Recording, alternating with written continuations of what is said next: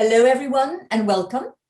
I'm Karina Robinson, co-director of the Inclusion Initiative, along with my colleague, Associate Professor Grace Lorden. This new research centre at the LSE brings together behavioural science and data to create more inclusive corporate cultures. We're currently working on a number of fantastic projects, which range from exploring how artificial intelligence can be used to promote inclusion, to considering how luck versus effort is attributed across groups in the corporate world, to considering solutions to the obstacles facing Black professional women. Do follow us on Twitter at LSE_TII or sign up to our newsletter. Directions on how to do that are being pushed in the chat box. This event will be recorded, and after 40 minutes, I will look for your questions in the chat box and look forward to having our amazing guest, who I'm about to introduce, answer them. Now, this is the 6th of our Open Door, Open City monthly webinars. The name speaks for itself. We aim to open the door to the city and business to all talent and to make sure they're included. That is how you create a culture of innovation, of openness, of productivity. And we are immensely lucky to have with us today Poppy Jaman OBE. I won't go through her whole CV, because if you're on this webinar, it's because you've already read it and you want to hear her. I would just say that of all the awards she's won in the field of workplace mental health, all the pioneering work she's done on social and equality matters nationally, internationally, the name that she was given in the FT award she received in 2019 encapsulates her, and that is Game Changer. So, Miss Game Changer, a big welcome to Open Door, Open City. Thanks, Karina. I'm very, very happy to be here, and thank you for inviting me and including me. Poppy, to start with, could we put some context, some background to your story? How did you grow up and how did you find your way? Yeah, yeah, absolutely. And many people have heard me tell my story before. So, and it always surprises me how many people still sort of respond with, wow, like I relate to that, or that resonated with me, or my mum, or my sister, or my daughter. So I'll tell it. I'll tell it here again today for this event. But I've been working in the mental health world for about 24 years now, and my journey and my introduction to mental health was through my own mental illness, actually. So in my 20s, after the birth of my daughter, I got diagnosed with postnatal depression. But if I look back now, the adverse childhood events that happened in my life, I probably was experiencing mental health struggles in my teenage years. But, you know, I'm mid-40s, and back then it wasn't part of the social narrative that it is now. So I guess I was one of those kids that probably just bypassed systems. And, you know, I was incredibly clever at school, so I was a high performer. So again, just went unnoticed in terms of the fact that I might have been struggling. And also, I think the cultural differences that still sort of come into, my teachers were like, well, actually Poppy's just different, she's just from Bangladeshi Muslim culture, so those are things that we can't interfere with. So I think I think that still resonates, and I think that's relevant to the conversation we're going to continue having on this discussion. So early childhood struggles, growing up in this country, migrant family, third generation, low socioeconomic group, a daughter in a culture where at the time being heard and seen was not promoted. In fact, as a girl in my community at that time, it was very much you should not be heard or seen. So then sort of, you know, struggling with this whole, well, I wanted to travel and have a career, and actually that too was not perceived as that should be part of my narrative. Being ambitious as a girl at my, you know, back then, from my perspective or my family's perspective, was not on the cards either. So I wasn't designed or raised to be a CEO. I was raised to be a great wife and daughter-in-law and a mother. And so anyway, so moving forward into sort of mental health issues and diagnosis, actually, when I experienced my mental health struggles, the reason why I am so passionate about work, career, financial security for women particularly, is that it was a job that got me out of my mental health struggles. And when I was diagnosed, I thought my life was over. And actually that journey of 4 or 5 years actually was really difficult, because I was navigating between trying to access talking therapy, which weren't culturally appropriate at the time, trying to understand what the meds were going to do and how that was going to help, trying to stay connected to family and understand it from a cultural, spiritual perspective on what may be going on in my world. And then there was this sort of actually being poor and not being able to see a future was probably the thing that made me feel like I was losing hope. And if I could deal with that and address that, that would change my life. That was the gut instincts. And I come from a family that work ethics is very high on the agenda. That's connected with pride and community, and actually, but not necessarily for women. So a funny combination of things, but there I was, and I got a job, and that was the beginnings of my recovery. And so then fast forward sort of the last 24 years, worked at the Department of Health on race equality and mental health, then led mental health first aid here in England, then led and now continuing to leading the City Mental Health Alliance here in England. So that's the story of stories turning into power. You say that many people have heard it, and obviously I've known you for a while, and so I've heard it, but it's very powerful every time you tell it. So don't get bored of telling it, okay? Keep on going. But one of the things that is very interesting, what you say, is about work, in part, was the savior. And I've always thought, there is a balance in life. And there are times where your personal life is going well, times it's going badly, work the same. And having both things is very important. And that also ties in with all the work you've done with corporates, because corporates have always been seen in mental health as part of the problem. But you have grouped them together, the City Mental Health Alliance, to be part of the solution. Would you tell me a bit more about the City Mental Health Alliance and what you do there as CEO? Yeah, so the City Mental Health Alliance, again, an amazing story. So after the financial crisis, what we saw was stress being reported in the city quite openly for the first time. So and the city businesses starting to talk about employee well-being and what does that mean and how do we solve it? But actually there was also that, the stigma is such that no one organization wanted to put their hand up and say, even if they were doing a lot of stuff around mental health and well-being, they didn't want to put their hand up and say, we're doing this, because of the potential reputational harm that would cause at the time.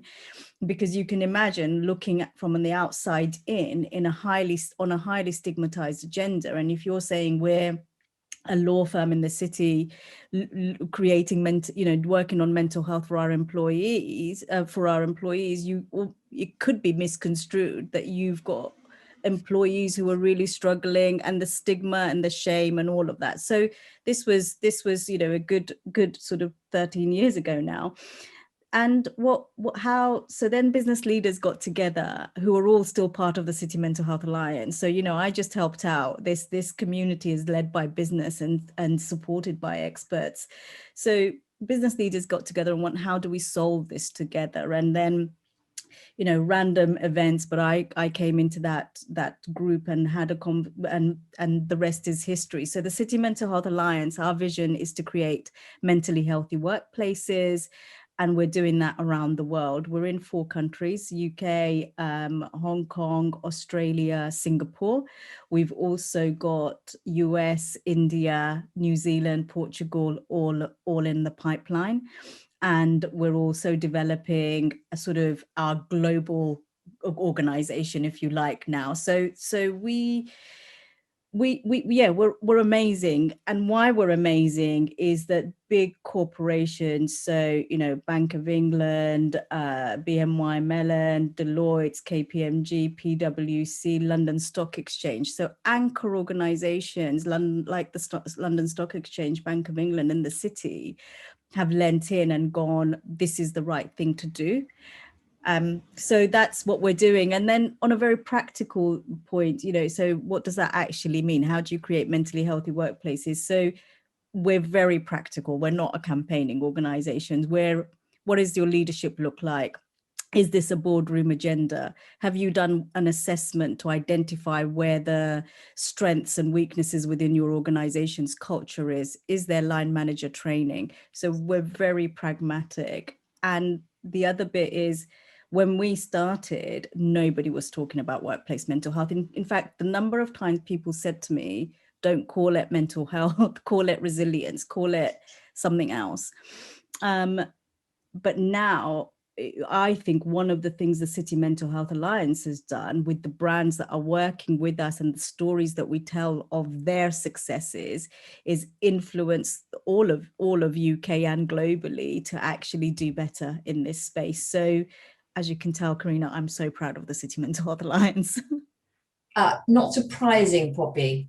And interestingly, I mean, there are 2 sides to the effect the pandemic has had on the city's mental health, if you will, which is the mental health of the people who work there.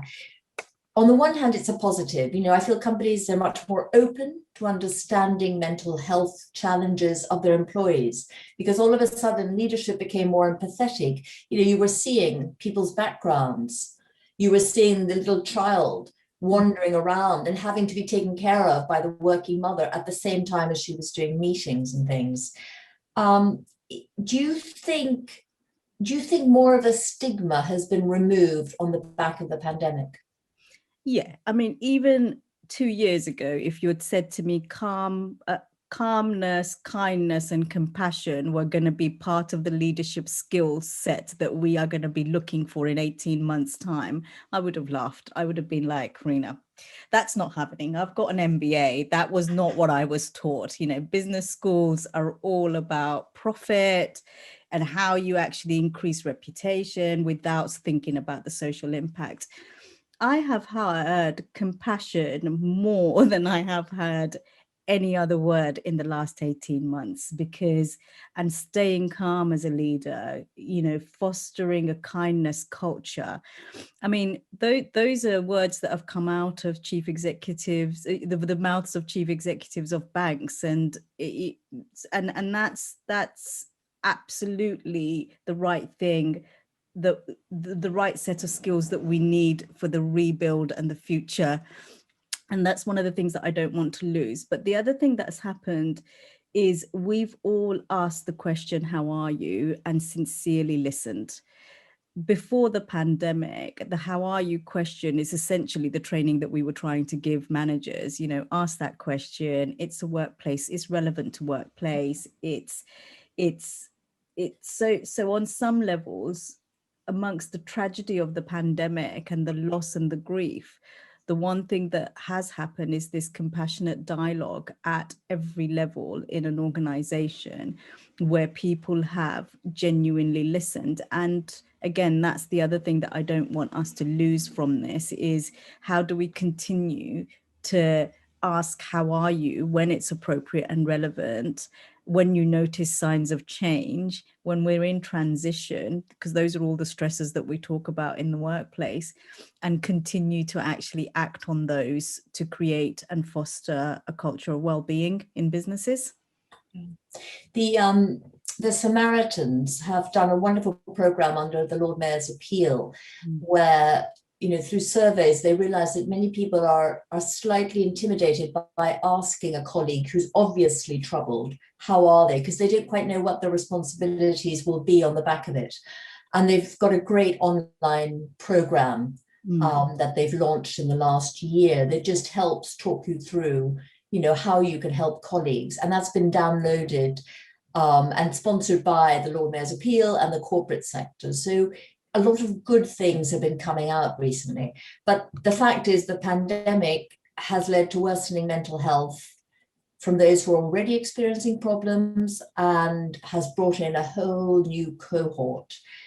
There was a statistic that almost a fifth of the British population has experienced depression during the pandemic, which is double the previous rates. And for women, the numbers are worse. Yeah. Now, we're celebrating International Women's Day, and they've had the biggest mental health declines. What can we do about this? Yeah. So, the health inequalities or the inequalities already exist. So I think the first thing I say to everyone is, let's not pretend that this is a pandemic related issues, and particularly for women. The numbers speak for themselves, and we don't need to go into the data around that. But actually, the pandemic has further exacerbated those inequalities. And so what we're seeing is more women leave the workplace because of caring responsibilities. No matter what we say, majority of the caring responsibilities, whether it's parents or children, still sit on the shoulders of women. The right data isn't being collected at systems level, nationally, at government level, around how many people are, around the gender specificities of people applying for universal credit, for example. And so there isn't enough data that systems change data that is being collected so that we can actually create policies that try to diminish these inequalities. But what I would say is for me personally, when I look at those big challenges, Karina, I look at it and think, God, this is so big. Like I can sometimes feel immobilized. Do you know what I mean from that? Yeah, absolutely. Completely. And so I come back to, okay, so what is within my sphere of influence and what can I do? And let's start there and then we'll build out. And actually, one of the things that I've done is to very publicly, I put it up on my LinkedIn, leadership commitments for gender and race equality. So we know that visibility matters. So whether it's platforms like this, or whether it's conferences, whether it's putting someone forward for that key meeting. So one of the commitments that I've made as a woman that's with the honor and the privilege of having a leadership title is to bring other women on. And when I join a conference or an event, which I get invited to do all the time, I now ask for their D&I index. I ask for whether the panel is going to be at least 50% women or gender diverse. I ask whether there's going to be, where did they go to seek out the speakers, and not just the side shows, the main event, the main stage. What does that look like? So that's one commitment, which is asking the right questions when I'm engaging on work, because I can. And I can tell you, in the last 3 months, I've had 4 events go and include women as a result of those questioning. So it works because people sometimes haven't thought about it. It's not always malicious. It's just people haven't thought about it. And when you say, I'm not going to participate if you don't answer these questions in a polite way, people have to. The other thing is about sponsoring women. We talk a lot about mentoring and talent pool development, etc. But I feel like I have a responsibility to sponsor other women's careers, and I'm unashamedly going to do that for other Black and brown women for obvious reasons. But and I guess I think we just need to be open about that. I think, when we talk about for me, the difference between mentoring and sponsoring is me picking up the phone and saying to someone, this woman is doing some amazing work. I see you've got a job going, and actually I'd really thoroughly recommend that you speak to them. I think it's that kind of proactivity that's required, where we are getting behind our colleagues and the future leaders' careers. And then the third thing that I have said to myself is, you know, I am very lucky that I get to sit in rooms with CEOs. So since the pandemic, for example, the mental health sector CEOs, 16 of us, you know, it's an enormous list, but 16 of us have been meeting pretty much every fortnight for an hour to just understand what the landscape looks like and what we as organizations can do and what we can collectively do. But when I sit in that room, I am the only person of visible ethnically diverse. So so I pose the question to my colleagues is who isn't in this room? And it's not about including everybody in the room. It's how do we make sure that we haven't got a blind spot, and how. So I think it's so who's not in the room and whose agenda needs to be on the room. I will ask that consistently. Sponsoring women's careers and asking about D&I indexes and inclusion and everything that I participate in. That's my job as a leader, because I think it's an enormous privilege to be able to remove barriers that you yourself did not experience. And that, I think, is what all leaders should be doing. I haven't experienced some of those inequalities for a long time. But I have some, and there'll be many more that I will never experience. And actually, that's our job. So that's what we can all do. I think it's a very, very good point about the sponsoring. It's about, I mean, sometimes people have blind spots when they organize events, but other times they're actually very concerned. They don't know who to bring on, who's different. And as soon as you suggest these three people are wonderful, bring them on, they can do it. Yeah. But if you're not going to stand up and say that, those three people who you know are excellent and don't look like everybody else are not going to be in the room at all. One of the other, I mean, I think this sort of was what was so interesting about some of your work lately, which is bringing everything together, bringing mental health, bringing ethnicity, bringing inclusion. But I do sometimes wonder, Poppy, whether you ever get tired of being a social activist. I mean, you're married to a social activist. You are held on a bit of a platform there as a sort of example, and it's exhausting. I think so. I just wrote down as we were sitting, as you were saying this, and it's a perfect quote actually. So you need to know when to get out of your own way and other people's way. And I was thinking about it within the context of the previous sort of women supporting women, empowering and bringing other people up, and making that decision out of curiosity rather than judgment. And I don't get this right, because sometimes I hear stuff and my blood boils and I want to be so reactionary to that. But I am learning to adopt a compassionate dialogue approach, which is, let's ask the question, what, out of curiosity, what made you say that? And what do you think of that? So, and then that sort of leads to, well, actually, sometimes I'm the block and I need to get out of my own way. And I mean that for myself as well. I've just had 2 days off since since Christmas. I am exhausted at the moment, like really tired. But I'm also really fueled by working with amazing people on amazing projects, because I've never really been able to separate out sort of my work and my life. My life is my work. And I feel very honored that I do work that gives me so much fulfillment, but it is the emotional labor that comes with that. And most women will be able to relate to that. The emotional labor that comes with turning up, showing up, putting on a face, dealing with whatever the cultural context is. And then if you're a brown woman on top of that, there's additional stuff. And then there's the blended family and, your own stuff and because the activism doesn't ever stop. You're doing it at work, but then I'm also challenging family around racism. If you look at the Bangladeshi community, we run restaurants up and down the country. That's what we're known for. But how many Black people do we employ? Did you know? So that interracial stuff really bothers me, like colorism really bothers me. So honestly, Karina, the job is never done. But I do a lot of yoga. I go for extremely long walks without any gadgets. I have a sari collection that's 35 years old and to die for, and it is just amazing. So I'll put on a sari that makes me feel great. And I have lots of things that I do that, you know, spending time with my daughters. So I do try and top myself up as regularly as possible.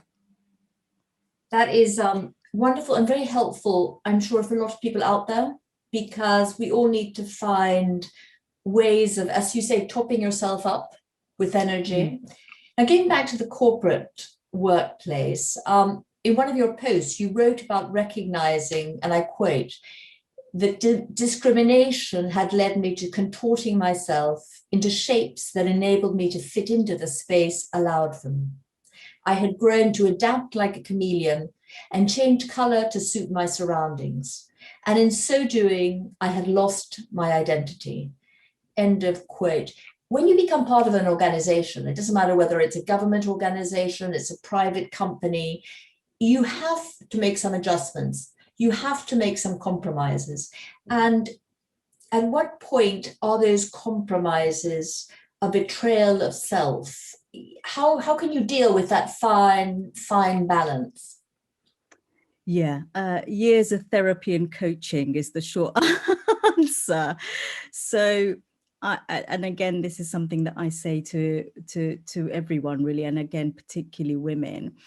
Invest in yourself. And my investment in myself, beyond the topping up that I talked about, that's fun, is coaching and therapy. And therapy initially because I had mental health issues and complex trauma to be dealing with, and I had no idea about what that was about. So when I started unpacking the layers that I spoke to my story earlier, I was able to go, oh, okay, so this judgment in my world, or this guidance as a young girl, led to me adapting in this way, which meant that actually I just adapted to fit into what my parents wanted, but that's not sustainable. And I was incredibly rebellious as a teenager as a result, because I wasn't able to sustain fitting myself into this box. But you can sort of kick back against your parents, but when you then go into the wider world and people go, oh right, yeah, I remember someone saying to me, do you know what, well, this was when I was running mental health first aid and I was in Hong Kong. I was still running mental health first aid, and I was doing a piece of work in Hong Kong, and a colleague who had met me, who was a CEO of another organization, said, do you know what you should be doing? You should be doing a lot more diversity work into schools, because that is what you should be doing. And I just thought, that's really interesting. I only lead mental health first aid. England's growing, and I mean, it was at the time the fastest growing, in the top 10 fastest growing SMEs in the UK and in the top 500 for Europe. And yet what you see when you see me is I should be doing diversity work. Isn't my presence testimony to diversity and inclusion and what happens when we see people and open doors? But it was just so interesting, the boxes that people want to put you in. I sat on the board of Public Health England for 2 terms, and quite often I asked myself, am I here because it's just a token gesture so that actually boards can say that this is, we've got a brown woman who's quite young on our board? And then I step back and think, well, actually, no, because what a friend of mine said to me, it doesn't matter why you're on that board. Once you're on that board, you create the change that you want to create. And actually, the Every Mind Matters platform that the UK is so proud of now, and thank goodness we've had it during the lockdown, was one of the ideas that came out of that board that I put on the table and presented to Theresa May, our then Prime Minister. And actually, I'm so proud of that piece of work. And when I get my NHS letters for the pandemic, because I'm in the higher risk group, and I see one of the resources is Every Mind Matters, it literally, I just go, that was me. I played a tiny little part in making that happen, and thank goodness I did. So I'm very aware about the boxes that people want to put me in. And then on a daily basis as well, Karina, like I've again spoken to people about this, which is I've turned events that I'm going to be the keynote speaker to, and people have handed me their coat to hang up or asked if I was catering. So and you know, my family business, restaurant business, I'd love to be in catering, but I haven't got the skills to. But it's the assumptions that people make about the roles. Can this little brown woman be a CEO? That doesn't register. And that's partly what a lot of young people are facing when they go into the workforce. And do you react badly? Do you react with humor? Because the initial thing when somebody treats you badly is to be angry. And is that the right reaction? I think the right reaction is whatever you're feeling, because actually we feel what we feel. And quite often the piece of the quote, that's part of the quote that says about contorting myself and losing my identity, is suppressed anger, is suppressed emotional reaction in the moment. So actually being, when someone said, oh, are you catering?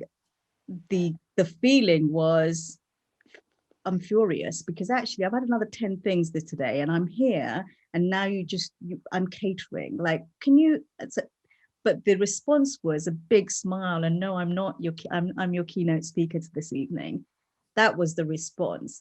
And I guess I'm at an age where I can jot this stuff down, and I'm also got the support mechanisms of coaching. So the coaching session that came after, every 3 months, the coaching session that arrives, there's a log of things that I need to go and address.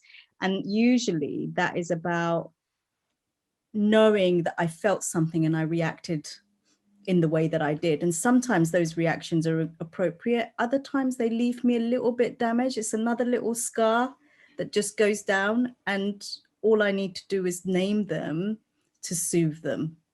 So that it brings me back to, we were talking earlier about compassion being mentioned. And one of the things about compassion is compassion for those who you cannot really talk to. Compassion for those who you don't know what their background is, you don't know what has formed them. It's a very difficult one, and I can't say I can apply it all the time, but that's the way I always try and deal with prejudice, is to try and be compassionate and try and see that that person perhaps didn't mean it. Difficult, but it's as you say, there are different ways of reacting, and it depends on the situation. But one of the things that we have been looking at is the levelling up agenda. This government makes a lot of noise about it. And perhaps that sounds so unobjective, that sounds so subjective. I think the government is trying to do its best. But the truth of the matter is, developed economies have been suffering from rising levels of inequality for a number of years. Additionally, if you are multi-ethnic with the pandemic, the chances are you have suffered more. And we still don't quite know genetically why, but the doctors are looking at it. But also, if you have high levels of deprivation, if you have other medical issues, you live cheek by jowl with family members. So ethnicity is a big part of this. And yet, to me, the government's levelling up agenda, there's no mention of it. It's all about, this seat here where we have an MP who just, managed to wrest it from Labour, and this other one. And I'm desperately trying not to be political here, but, there's no way one can avoid it. Ethnicity, is it a word to be avoided by this government? So, so first of all, I just want to respond to the previous comment, when you said about as women, when we deal with stuff, it's the reaction that we have that we need to think about, and the impact that has on us. And I lead with this question, which is in my head, I ask myself, what happened to you, rather than what's wrong with you.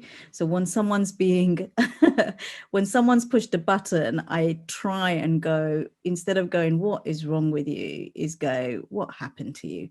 And then that puts me, so I just put that out there as a piece of wisdom. Insight. Yeah, if my colleagues and friends want to pick that up. But look, how can we have a society where everybody from every aspect, business leaders, social justice leaders, data scientists, medics, are all going, there is a socio-economic element to this. Social mobility probably plays a big part in this. And if we look at the bottom rungs of where the social mobility has a impact, or poverty essentially, who are those people? Well, most of those people that are earning under 30k in this country are from Black and brown communities, but those are the people that are also in the key worker roles that kept kept the country going during pandemic. So therefore they are most exposed. Those are the people that often live in multi-generational household where social distancing is impossible. So the social distancing policy that was put out, which is go to your primary residence, I grew up in a family with 13 people in the same house. So primary residence was this 3-bedroom house in Portsmouth where we were all going to be mixing. We have a lot of family that work in the health sector. So I don't know what the science is going to come up with in terms of vulnerability for the pandemic, but what I do know is that ethnicity is a crucial discussion to be having within the context of poverty and social mobility. And actually, I'm very lucky, middle-class woman, live in Lewis, nice big house, nice garden, downs behind. I could do all the things that was told that I needed to do to keep myself safe. Do most of my family have that privilege? No, they don't. We've experienced in my extended family something like 8 deaths relating to COVID. I speak to my white counterparts, my friends, and they've not had that. And I know that's just 2 conversations, but when I look at the difference in the setup of our families, it matters. So yeah, my short answer is we need to look at all the information we have to do the right job and not make it political. And part of the reason I think that ethnicity and race is being left out is the obvious, is we haven't got participation at government level in the right places. There isn't, the right people aren't being heard. And actually, to do this work properly, the government would have to change the way that they are including people. Going back to my principles, who's not in the room to get this right? And so it is a bit of this race has always been a political football, and it is here again, and it's not being used to do the right thing. I think it's being used to go, we're a bit freaked out, let's not deal with that in this very open way. What an opportunity missed. What an opportunity missed. Hopefully something will change. I don't know what, and I don't know what sort of activism is necessary, but you and I are working on a little something, which will add its grain of sand to this. And the hidden workforce, the people who were out there helping the economy continue, who actually had to be out physically. So the security guards, and we talk about the city because that's where I think the city has great leadership through its companies that can then spread out. But security guards, catering staff, drivers, people who are not seen. And I'd very much like you, as our last question before we take questions from the audience, tell us a bit about the hidden workforce and this campaign. Yeah, I mean, so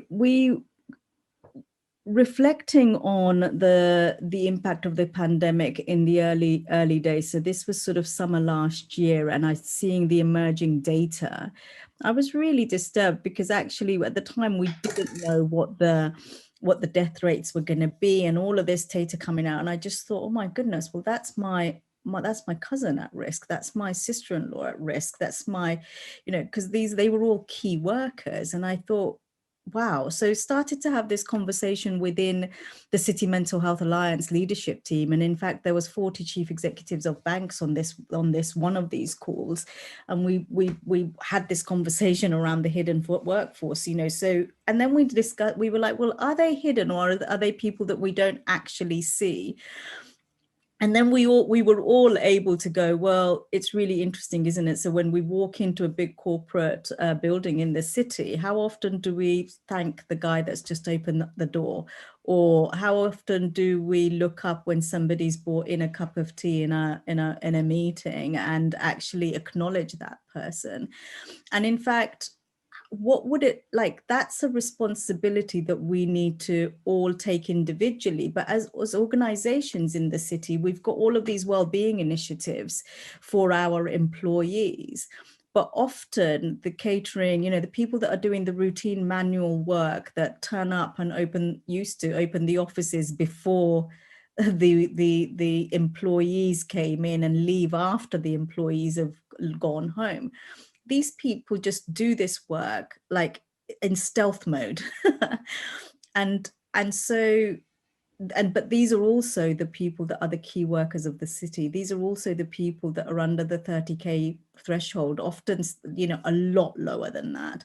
So what can we do in the city to move that forward? So that conversation has led me to you first, and then we've got the City of London Mayor's Initiative involved, and we've got the City of London Corporation, we've got Legal and General, we've got the Bank of England, and a number of other organizations that have come together and gone, let's actually, and the GLA, importantly, talking about this. And we are going to be, I mean, really early days, but See Me is the campaign that we want to launch in the city.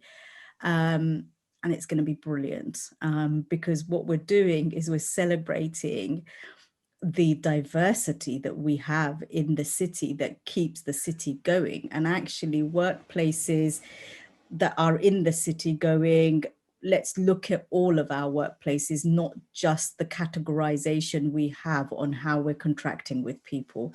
So watch this space on See Me. It's going to be fun. It's going to be fun. It's going to be huge. Yeah. Now let me turn to a few questions from Grace Lorden, who is the Associate Professor at the LSE who founded the initiative. She would like to know your perspective on narrative. Do we need to change the narrative around inclusion and diversity to capture the minds of younger generations? Because she's meeting so many women who say they didn't see the glass ceiling or how they're being held back until they were in their 40s or 50s. Yeah. And yeah, Grace, that's such a common story. And I think there's a I call it the say-do gap. Yeah. So when we, particularly in Western society, so in the UK, sort of, we're raising children in schools where equality is being at least spoken about. And so there's almost this sort of false sense of security that our young women are being raised in, which is the world is an equal place. And of course, they struggle and they're doing more than they should. They're doing more than their male counterparts to achieve the same kind of successes. All the data prove this. But what we've not, I think one of the things that's happened is the gap is we're not equipping young women, schools, university to really think about the inequalities that they may or may not experience. And actually, if they haven't experienced it, it's that bit that I said earlier, it is a real privilege to remove the barriers that you yourself aren't experiencing. But what if you don't know that that the barriers are there because you've got a blind spot? And I think it's really important to create dialogue in that space. So you're absolutely right. I think in order to stop the inequalities resetting itself, which we're in huge danger of at the moment, we need to go back to the beginning, or well, not back to go forward and start again. on increasing the awareness of our young people of all genders on what this means and how they can start with themselves. So actually, how do you protect your health and well-being in these scenarios? But how do you work with each other to make sure that there's solidarity in the approach that we're going forward with? I think, does that answer the question, Karina? Have I? I think for Grace, it will, absolutely. Now, another question from Farah Chowdhury. Poppy, thank you for sharing some of your story with us. How do you combat imposter syndrome when you found yourself, and she uses your quote here, contorting to workplace expectations and the boxes you've been put into as a brown woman, while also holding cultural and familial expectations? So how do you combat imposter syndrome? Yeah, again, Farah, I would say get coaching on this stuff. Like, it is a really good investment in yourself. So I have a really simple tool. I call it my gremlin. I taught it to my girls when they were 5, 6, 7 years old. We used to draw their gremlin and they'd give it a character, and it was, and so when I sense that I am contorting myself, and we all feel it because it doesn't feel healthy, it feels exhausting, there isn't flow, you're irritated by the project that you're on, all of those things are your warning signs. So first of all, get to know you. And how do you know when you're contorting yourself? Because it's sort of, they're just words, aren't they? So how do you know? And for me, I know because there's a sense and there's a gut feeling, and I'm more tired, and the work feels like really hard work. And so when I feel that, I ask myself, is it the gremlin on the shoulder? So is it the voices of people and society that is asking me that I'm trying to respond to, or is it something that my heart wants to do? And sometimes it's both. But actually, when I recognize whether it's the imposter, which is usually made up of people that have judged you or society's judgments voice, then I'm able to respond in a way that is no longer contorting myself, and it's more about fitting in, because I can then go, okay, this is the voice of the imposter syndrome, the trying to fit in, the voice of society's expectation, my mother's voice, my father's voice, my first boss's voice, whatever it is for you, and go, okay, I'm now going to respond appropriately to that. But it's about putting myself back into control of that situation, that I'm not just reacting, which is often the case, that we're just reacting, and a little pause helps. So I hope that's create your gremlin, draw it, put it up on the fridge, teach your kids it, and learn to recognize what is genuinely a complex issue for you, and what is your gremlin, what is the imposter. I have a question here about a book. Why haven't you written a book, and when are you going to write a book? This has come up a few times. So I don't know. Like I don't know. Maybe in the future is where I'll put that. I think I need someone to work with me on a book project, because I haven't got the patience to write. I think that, so not yet. So I think maybe that will come in the future. But also, like, what am I going to write about is where I'm at with this. Like, do I write a business book which is about how to create great organizations that are purpose-led, do good in the world, look after the planet? Or do I write one about being a woman and forced marriage and depression? Like, I don't know where to start. What about how to create change? You are a game changer, and that fits with everything else. But also, by the way, Poppy, just between us here, can I just say you've written such great columns and blogs and things that a lot of that just can be brought into it. But given that this is the London School of Economics, I'm sure we have people who would be happy to work with you on it. And if on the back of this, you get this ghost writer, organizer, and producer, You owe us all, okay? You owe us. I'm up. I absolutely owe you, and I'm up for that. I'm Yeah. up for that conversation. Thanks, Karina. Will you talk to us about Rebalance, which is a new venture you've launched, as though you don't have enough on? Yeah. So look, one of the reasons that I realized that I keep creating the organization I want to work for, and going back to that glass ceilings, I decided when I was, my last employee job, I suppose. Of course, I'm employed by my respective organizations, but I founded them. So I founded Mental Health First Aid. I founded City Mental Health Alliance. I'm founding Rebalance. And if you look at my career, there's a cycle. It's sort of 10 years. And then about 7 years into the first one, I start building something else. And then City Mental Health Alliance appears. And then I'm doing that. And we're now sort of 10 years into CMHA. And now I'm building Rebalance. So I think there's definitely a pattern that we have in the way that a cycle of our careers. But one of the reasons that I ended up leading and running my own organizations was I was convinced that if I remained an employee at a civil servant, I was always going to be put in the DNI or the mental health box. So talking about contorting yourself, because I'm not a medic. I haven't got all of, the qualifications that were necessary because I had a forced marriage when I was 17. So, I went back and got an MBA and what have you. But I guess so for me, my choice to be a leader and create change was to create organizations who have, touch wood, been very successful because of the teams that they and what the talent that they attract. So Rebalance is my new venture. We launched it this year. We're working towards, we aspire to be a B Corp. And I'm learning a lot about what does it mean to be a B Corp. So a B Corp is a business that is ethical on every level, your entire supply chain, and I'm so excited about that because I'm learning a new way to do business, which is great for my mental health because it keeps me stretching.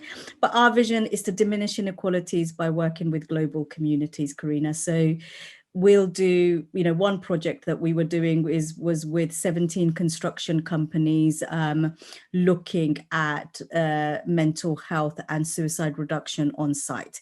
And then another project that I'm doing is called Ki Khobor. So if there's anybody that's from Bengali community here, will recognize that as a very friendly way of going, what news or what's up? It's like the equivalent of that. And that project is a volunteer project. It's run entirely by volunteers. I'm investing in it. And the idea is that we're going to tell, this year is Bangladesh's 50th anniversary, its 50th birthday. So we're going to tell at least 50 British Bengali stories of what it means to be a Bengali person in this country, but also for projecting into the future, like what are the blind spots that we've got as a community? We don't talk about LGBTQ people, we don't talk about all sorts of stuff. So actually unashamedly celebrating our culture. So Rebalance is my next venture and probably the vehicle that allows me to do lots of fun things that I want to do. Such a big part of what you do, I feel, is about celebrating. Yeah. Because DNI, mental health, these are seen as, I'm not going to say negative, but these are seen as sort of heavy. It's very difficult to, I can't quite find the word to express it, but there's no fun in them. Yeah. And actually finding the fun in things is a great way to bring in more people and appeal more. How does this fit with your ethos?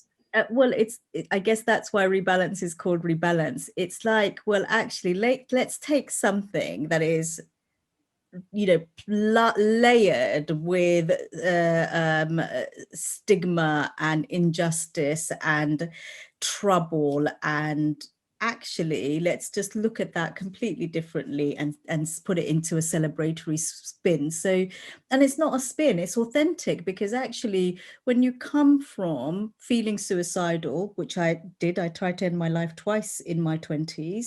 Thank God I didn't, because I'm really, really happy to be alive. didn't succeed, but that's what's not to celebrate about that. What's not to celebrate about the adversities that create the power that we have got as women and the changes that we go on to make. And actually, that's not about being CEOs. It's just about being great people. It's just about being good people that we're, and valuing self-worth and value. So everything that I want to do are about hard subjects that people don't want to touch because it's almost the untouchable subjects, and put it out there as celebration. And for me, that's the rebalancing. Thank you, Poppy. We're running out of time, but can I just thank you for celebrating being with us? The narratives and a positive outlook, that must be part of being a game changer. And one definitely sees it in you. And in fact, dare I say it, your voice, maybe it's an audio book you need to come up with. There's something great about your voice. Now, enough, I won't give you any more compliments, but I will say a huge thank you for fitting us into your mega busy diary and for giving such great advice and such instruction on how to be a game changer. Do tune in, for all of you listening, to our next Open Door, Open City webinar with Shelley Archambault, the Black female Silicon Valley entrepreneur. And Black female Silicon Valley doesn't always go together, does it? But it definitely should more. She's going to talk to us about culture, being unashamedly ambitious, which is the name of her recent book. And again, that definitely doesn't go with being a woman. Are we allowed to use the word ambitious? Yes, we are now. Yes, we are. Yeah. Now, from all of us here at the Inclusion Initiative, and thank you, Poppy, again, and goodbye, everybody. Thank you so much.